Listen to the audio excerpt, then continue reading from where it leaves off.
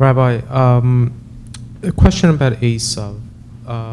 So, was Esav born evil, or did he become evil from his own free will? I mean, I'm just thinking that obviously he came from the same womb as Yaakov. He came from a Torah type of lineage, in essence. What happened, or what's the reason he became evil, or was it really just a free will issue?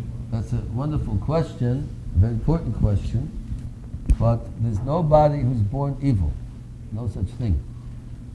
He might have certain evil tendencies that he has to overcome, and we're told he was born all red, and that's a sign of a person who has a desire to kill. King David was also born the same way, Admoni. He was born also red. He had the same type of the tendencies. And King David became the great King David, and Asa became the Asa of Russia. So he had certain challenges, and he had the Bechira, free will, to overcome those challenges, but he didn't. He was a great man, Asa. We always talk about his head is in the Maras HaMachpelah. He had a very great head. He could have been a very great person, and we discussed it previously when we talked about him when he was born, but he was not forced to be evil. He had challenges, he could overcome those challenges, or King David overcame those challenges.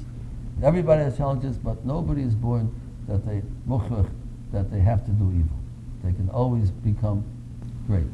But in all fairness to Esav, I mean, he was kind of screwed over, by Yaakov and Rivka. I mean, didn't that kind of push him in that direction?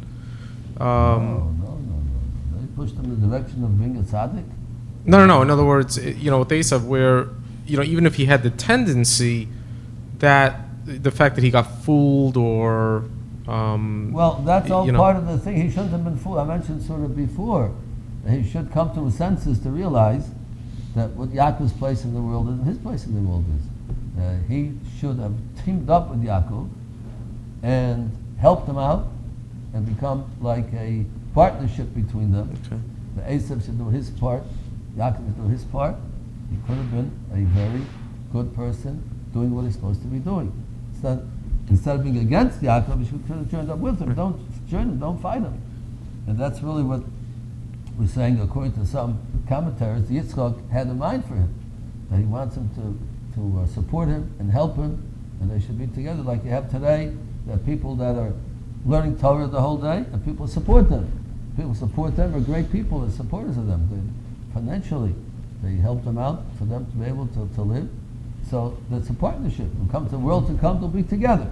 Esav could have been a partner with Yaakov and made a wonderful connection between them. But he chose not to. He chose not. So it's something that he could have done. He had the free will to do so.